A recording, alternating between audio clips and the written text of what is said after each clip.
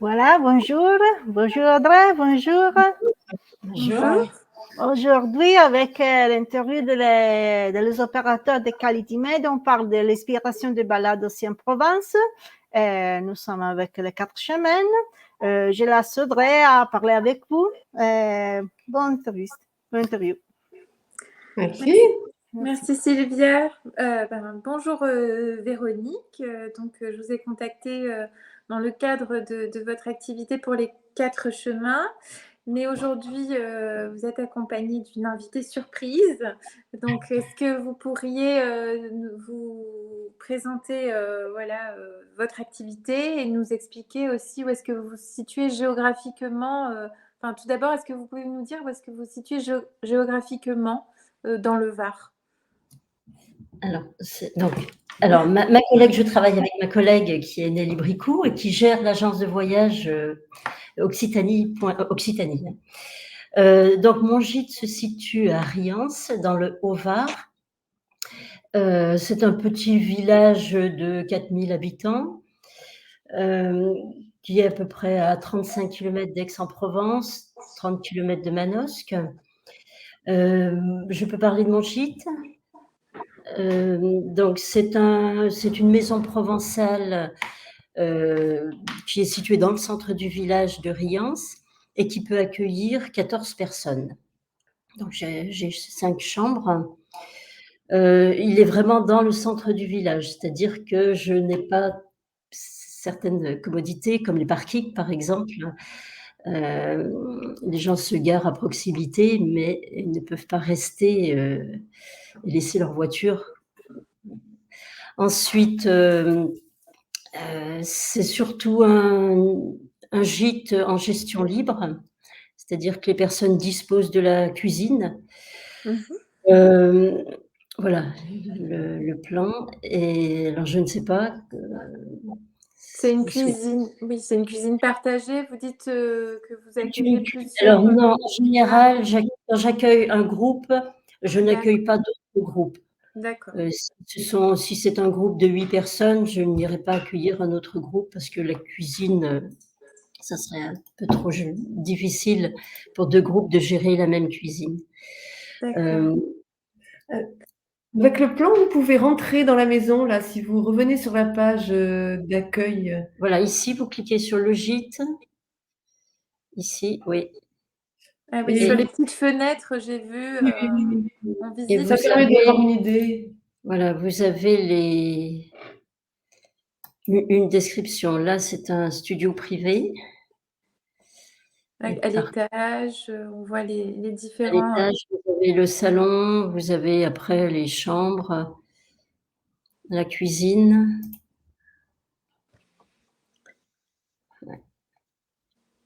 Voilà, il faut que les gens intègrent qu'il s'agit d'une maison qui est encore dans son jus, une vieille maison qui a plus de 2 siècles. Et des maisons qu'on trouve dans ces villages-là, alors pas très pratiques aujourd'hui, mais qui permettaient de conserver la fraîcheur et d'avoir une certaine intimité tout en étant dans le village. Oui, il y a le charme de l'authentique, de vivre comme ça au cœur d'un petit village de Provence. Ce sont des rues piétonnes, certainement, s'il n'y a pas de parking. Alors, non, il n'y a pas de rue piétonne dans le village. Par contre, bon, il n'y a pas une grosse circulation. Oui. Et surtout, les commerces sont à 2 minutes à pied. Oui. Donc voilà, ça c'est un intérêt. Le Oui. cinéma est à 1 minute à pied. La piscine. piscine est à 5 minutes à pied. Enfin, tout est à proximité. Ouais. Et donc aujourd'hui avec Hélène, vous pourriez nous présenter vos 2 activités qui sont conjointes et qu'est-ce qui vous lie à Qualitymed? Alors là, je vais prendre la parole. Moi, je m'occupe davantage de monter des séjours, souvent à la carte, pour des petits groupes constitués, parce que c'est très difficile de gérer des individuels. Donc, à la demande, j'essaie de gérer un petit peu l'écran. Et on est plus ou moins complémentaire dans la mesure où quand on a une demande sur le village, alors c'est jamais sur le village de Riance même, mais c'est sur la région Provence, Provence verte, parce qu'on a la proximité de la Sainte-Victoire, du Verdon, etc. Là, on met en place un séjour en général souvent thématique avec des randonnées ou des petites balades en vélo ou des visites, parce qu'on fait aussi de la randonnée culturelle en rayonnant à partir du gîte. Donc ça permet à la fois d'être immergé dans un village qui n'est pas forcément très touristique ni très connu, mais en étant sur cette structure, de pouvoir se déplacer, d'aller dans des lieux plus visités, souvent avec plus de monde, et de rentrer le soir dans la tranquillité, un petit peu dans l'intimité du village, voilà, de côtoyer, de mettre deux mondes en parallèle en quelque sorte, avec des moyens dont on dispose, parce on a 2 minibus, on a des vélos qu'on peut mettre à disposition des gens, et souvent tout ça c'est encadré, enfin accompagné pour qu'on arrive à transmettre comme ça cette expérience qu'on a ou cette connaissance qu'on a des lieux et puis de la vie du village. Enfin, sans mettre le village forcément en avant, mais partir voilà d'un point central qu'on connaît très bien, et puis rayonner à la demande de ce que les gens ont envie de faire. Et donc, généralement, vous proposez plutôt des randonnées, des circuits à vélo. Quels sont Alors quand c'est Moi, ma spécialité, c'est, je suis guide conférencière et accompagnatrice en montagne. Donc, c'est sûr que ma spécialité, c'est plutôt la randonnée. Je vais pas moins faire du canoë, alors que ce serait possible. Et puis, des circuits en vélo assez faciles qui permettent, par exemple, de découvrir les terroirs, parce qu'il y a beaucoup de vignobles autour de Riance, ou des visites carrément beaucoup plus classiques pour découvrir, par exemple, la vieille ville d'Aix ou la basilique de Saint-Maximin, ou ce qu'on peut avoir dans un rayon qui n'est pas très important, hein, de maximum 30 à 40 kilomètres autour du village. Mmh. Et l'autre Et partie de notre activité, oui, je termine rapidement là-dessus, oui, on ne peut oui, pas tout dites-moi. faire sur la région de Riant. C'est vrai qu'on a aussi des demandes pour aller à l'extérieur, alors ou bien dans le sud-est de la France. Dans ces cas-là, on part de toute façon de Riance avec des minibus, ou bien en Italie. Et notre but, ce serait de pouvoir faire des échanges avec des groupes italiens qu'on pourrait recevoir, et à l'inverse, comme on le fait déjà, aller dans des structures italiennes. Mmh. Et aussi, j'ai vu sur le site qu'il y a un chemin, un GR qui rejoint l'Italie, c'est ça? Oui, c'est la Routeau. Alors là, je rends la parole à ma Voilà, voisine qui accueille Oui. les gens qui les suivent la itinérants. route. Voilà, c'est un nouvel itinéraire, hein, il a quoi, à peine 3 ans, et qui fait en gros, hein, puisqu'on le voit sur le plan là, Arles, il va jusque dans le Piémont, et je reçois enfin des randonneurs. Donc j'ai créé une page justement, je veux dire spécialement pour eux. Et ils font donc en fait le circuit passe dans Riance, dans le village, donc les gens s'arrêtent, en général ils viennent d'Aix, hein, les étapes c'est Vauvenargues, Riance, Mmh. donc ils dorment très souvent à Riance. Voilà. Un gîte d'étape C'est un pour les gîte d'étape randonnées. finalement. Moi là c'est une nuitée et ce sont souvent des individuels. D'accord. Pour l'instant je reçois assez peu de groupes, qui font la route. Mmh. Et est-ce que vous avez des idées, des projets en lien avec le tourisme durable? Alors là, je reprends la parole. Oui, Oui. Moi, je considère que depuis le début, on fait du tourisme durable, et on avait déjà parlé de tourisme lent, de tourisme doux. On avait inventé plus ou moins le concept de slow bike pour le vélo. C'est-à-dire on partait avec nos sacoches et on faisait des itinérances douces. On est vraiment dans cette idée, et j'adhère tout à fait à ce que j'ai lu sur votre site de l'atelier bucolique. D'ailleurs, on s'appelle oui. l'atelier du voyage, Oui. parce que exactement en pratique ce que vous avez élaboré comme concept et comme idée, hein. Mmh. Oui, tout à fait.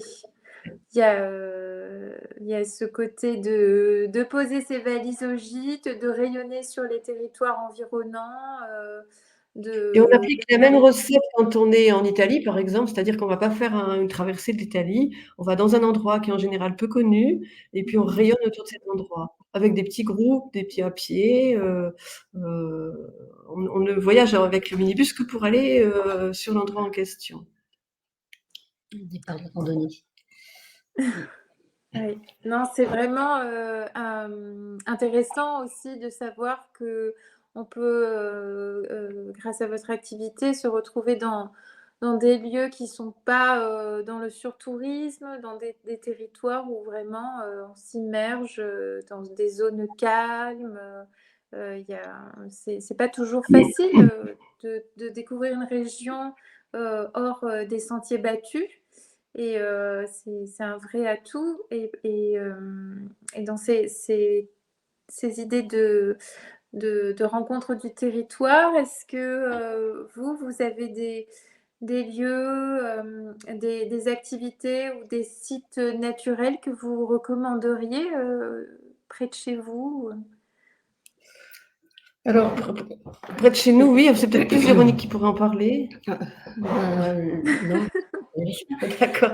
Alors, oui, en fait, il y a plein de possibilités parce que l'arrière-pays varois est très peu peuplé, très fourni en couverture végétale, en forêt, en vignoble. Et surtout en forêt, il y en a presque autant que dans le département des Landes. Toute la population se concentre surtout sur la côte. Donc, c'est vraiment un terrain de jeu assez extraordinaire, en tout cas pour la pratique du vélo, de la randonnée, voire du canoë aussi. Et puis, on essaye d'allier. On peut pas passer à côté des villes d'art, des sites touristiques. Par contre, on peut s'en approcher en traversant des zones qui sont beaucoup moins touristiques. Et la complémentarité des deux fait que souvent, on a de belles surprises d'un côté et de l'autre, hein. Mmh. Et on voit plus d'images animées. Vous êtes figé dans Ah bon? l'intemporalité. Mais vous m'entendez au moins? Je vous entends très bien, je vous vois, Ah, mais on se voit aussi figé. Plus rien ne bouge. Le temps s'est Le arrêté. temps s'est arrêté, oui. c'est très bien le tourisme. En tout cas, moi, je vous vois en train de me Figé, voir. Il n'y d'accord. a pas de problème. Je suppose qu'au niveau du territoire, vous connaissez les autres acteurs et que dans ces projets de randonnée à vélo ou à pied, vous pouvez proposer des rencontres avec des artisans, enfin aussi accueillir et orienter vos visiteurs sur le territoire Oui, alors pour... après le principe enfin, ce qu'on pratique là ce que j'appelle l'immersion, dans un lieu, dans un village, quelquefois c'est des tout petits villages. Je pense que les rencontres, elles se font automatiquement parce que quand les gens passent 4 ou 5 jours, voire 7 jours, dans un petit village, là on était sur les hauteurs du lac de Com la semaine dernière, forcément il y a des rencontres, il y a une curiosité, implicite et ils vont eux-mêmes alors bien sûr ils ont des conseils ou de la part des hébergeurs ou parce qu'on connaît déjà les lieux, mais à la limite, c'est même pas la peine de les provoquer. Par exemple, à Riance, quand on reçoit des groupes, ils vont spontanément, par exemple, voir l'église et ils découvrent l'orgue et le facteur d'orgue. Et souvent, il y a un contact enfin, il y a un concert qui se met en place presque naturellement.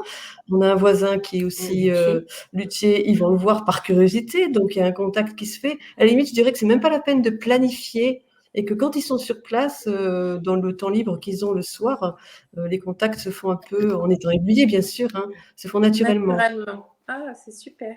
Ouais. Eh bien, en tout cas, merci pour votre présentation.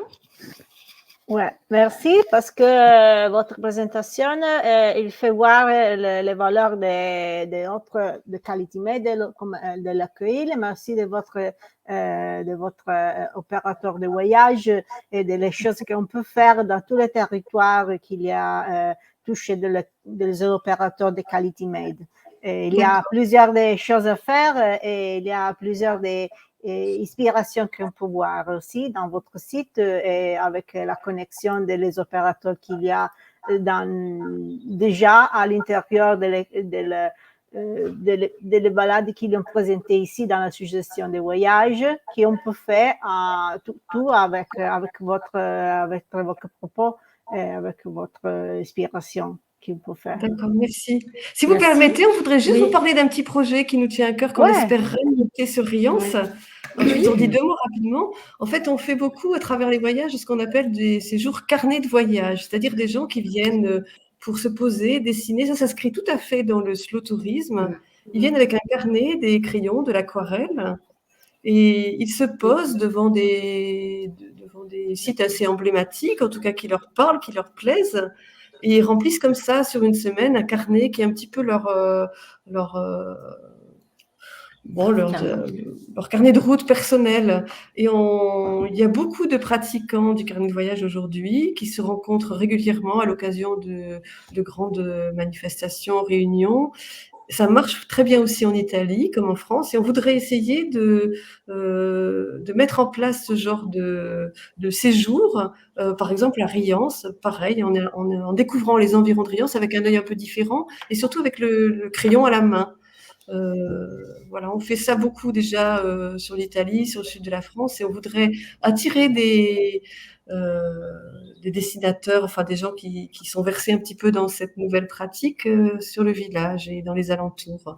On appelle ça urban sketch crawl.